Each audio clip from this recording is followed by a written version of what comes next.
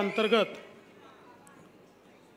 विविध विकास कामाच्या लोकार्पण कार्यक्रमाच्या निमित्ताने सर्वप्रथम हिंदवी स्वराज्याचे सरसंस्थापक छत्रपती शिवरायांना मानाचा मुजरा करतो। भारतीय राज्यघटनेचे शिल्पकार भारतरत्न डॉक्टर बाबासाहेब आंबेडकर यांना मानवंदना अर्पित करतो। आज ज्यांच्या हस्ते हा सोहळा या ठिकाणी पार पडला ते राज्याचे लोकप्रिय उपमुख्यमंत्री आणि पुणे जिल्ह्याचे पालकमंत्री सन्माननीय अजितदादा पवार, मंत्रिमंडळातील आमचे सहकारी आणि पुणे जिल्ह्यातील आमदार आणि माजी पालकमंत्री चंद्रकांतदादा पाटील, या ठिकाणी मंचावर उपस्थित सन्माननीय खासदार सुप्रियाताई सुळे, या भागाचे लोकप्रिय आमदार श्री भीमराव अण्णा तापकीर, ऑनलाईन उद्घाटनाकरता ऑनलाईन आपल्यामध्ये उपस्थित असलेले आमदार सुनीलजी कांबळे, आयुक्त विक्रम कुमार, मंचावर उपस्थित धीरजजी घाटे, योगेशजी टिळेकर, जगदीशजी मुळीक, हेमंतजी रासळे, वर्षाताई तापकीर, वृषालीताई चौधरी, हरिदास चरवड, दिलीपजी बराटे, त्याचप्रमाणे दीपालीताई धुमाळ, श्री भगवान पवार, श्री गणेश बिडकर, श्री सुशील मेंगडे, श्री सचिन दांगट, ज्यांनी हा सगळा कार्यक्रम घडवून आणला ते श्री अंबर आयदे आणि उपस्थित सर्व भगिनी आणि बंधूंनो, आज अतिशय आनंदाची गोष्ट आहे की या भागामध्ये एका अतिशय चांगल्या मल्टी स्पेशालिटी हॉस्पिटलचं उद्घाटन होतं आहे, भूमिपूजन होतं आहे। खरं म्हणजे हे जे काही हॉस्पिटल या ठिकाणी होतं आहे हे याचं जे फायनान्सिंग आहे, मला असं वाटतं की देशामध्ये पहिल्यांदा अशा प्रकारचं फायनान्सिंग करण्यात आलेलं आहे। मला आठवतं की अंबर आयदे माझ्याकडे आले होते आणि त्यांनी मला त्या काळामध्ये असं सांगितलं होतं की आम्ही जर्मनी आणि नेदरलँड्स यांचं संयुक्त फायनान्सिंग करून अशा प्रकारचं हॉस्पिटल बनवू शकतो। त्यानंतर विक्रम कुमारांची चर्चा झाली, पण खरं सांगायचं तर त्यावेळेस मला देखील असं वाटत होतं, कारण मल्टीनॅशनल फायनान्सिंग एजन्सीज खूप येतात, पण अनेक वेळा नुसत्या चर्चा होतात, वर्षानुवर्ष चर्चा चालतात, त्यामुळे हे नक्की होऊ शकेल का। परंतु ते प्रकरण सगळं पुढे गेलं।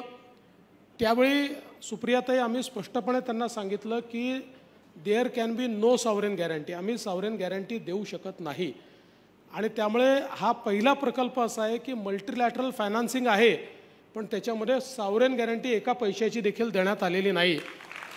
आणि त्याच्या पलीकडे जाऊन या प्रकल्पाची सगळ्यात महत्त्वाची गोष्ट जर काही असेल तर दादांनी आम्ही सगळ्यांनी मिळून ज्यावेळेस त्याचं डिस्कशन केलं आणि त्यावेळेस याची रिस्क कोण कव्हर करेल, तर त्यावेळेस नेदरलँडची गव्हर्नमेंटची इन्शुरन्स कंपनी समोर आली आणि त्यांनी सांगितलं की या प्रकल्पाची 99% फायनान्शियल आणि पॉलिटिकल रिस्क ही आम्ही कव्हर करतो। म्हणजे हॉस्पिटल तर या ठिकाणी होणारच आहे, पण दुर्दैवाने काही कारणाने जर ते हॉस्पिटल होऊ शकलं नाही, अर्धवट राहिलं, तर त्याचा बोजा हा महानगरपालिकेवर नाही आहे। अशा प्रकारची एखादी दुर्दैवी घटना घडली तर ते सगळे पैसे नेदरलँडची एजन्सी ही त्या ठिकाणी जे काही बँकर आहेत त्यांना परत करणार आहे।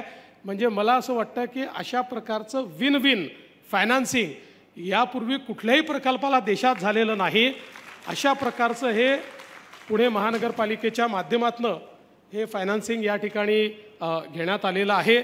खरं म्हणजे मला आठवतं त्यावेळेस आपले हेमंत रासने असतील किंवा सगळे आपले जेव्हा महानगरपालिकेची आपली समिती होती त्यावेळेस त्यांच्याशी पहिल्यांदा डिस्कशन झालं होतं आणि विक्रम कुमारांनी ते अतिशय वेगानं पुढे नेलं। नंतर दादांनी आम्ही सगळ्यांनी मिळून त्याला मदत केली आणि आज हे हॉस्पिटल या ठिकाणी होतं आहे। स्टेट ऑफ आर्ट हॉस्पिटल आहे। या हॉस्पिटलला मॅक्झिमम इक्विपमेंट्स जे आहेत हे नेदरलँडनी त्या ठिकाणी अप्रूव्ह केलेले अशा प्रकारचे इक्विपमेंट्स आहेत, जे वर्ल्ड क्लास अशा प्रकारचे ग्लोबल इक्विपमेंट्स हे आपण या हॉस्पिटलमध्ये त्या ठिकाणी देतो आहोत।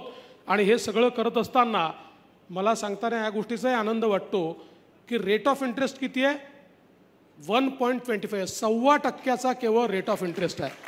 म्हणजे ज्यावेळी अशा प्रकारच्या प्रकल्पांना आपल्या देशामध्ये 11 आणि 12% रेट ऑफ इंटरेस्टनी पैसा घ्यावा लागतो, कारण रेट ऑफ इंटरेस्ट वाढला तर अर्थातच त्याचा बोजा हा कन्झ्युमरवर पडतो।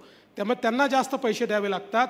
केवळ 1.25% रेट ऑफ इंटरेस्ट अशा प्रकारे हे या ठिकाणी लोन मिळालेलं आहे.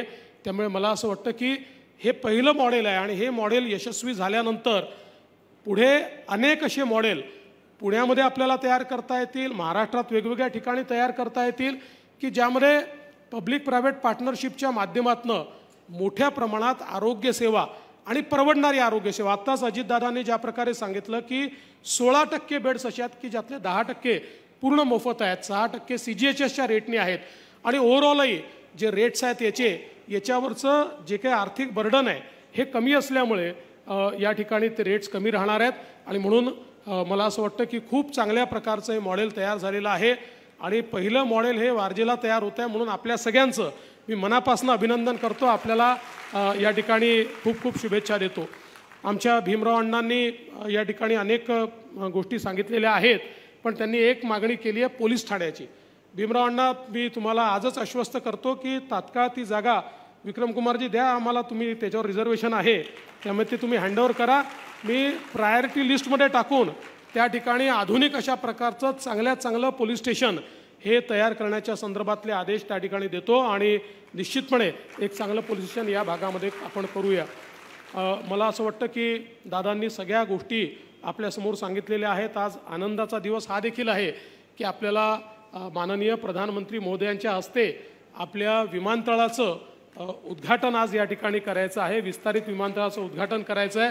त्यामुळे मी अधिक काळ घेणार नाही, पण सुनील कांबळेंचं देखील अभिनंदन करतो की त्यांच्याकडे भरपूर पाठपुरावा करून त्या जमिनी मिळाल्या आणि आज त्या ठिकाणी देखील रेल्वे उड्डाणपुलं होत आहेत ज्यामुळे ट्रॅफिक सीमलेस त्या ठिकाणी चालू शकेल.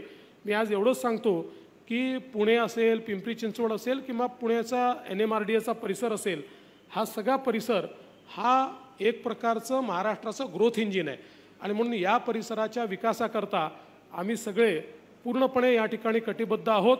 आणि निश्चितपणे आमचे मुख्यमंत्री एकनाथरावजी शिंदे असतील किंवा आपले पालकमंत्री अजितदादा पवार असतील, या सगळ्यांच्या नेतृत्वामध्ये या भागाच्या विकासाकरता जे जे करण्याची आवश्यकता आहे ते राज्य सरकार निश्चितपणे करेल, एवढंच आपल्या सर्वांना मी सांगतो आणि माझे 2 शब्द संपवतो. धन्यवाद. जय हिंद, जय महाराष्ट्र. लोकशाही मराठी ऐका, पहा, जागरूक रहा.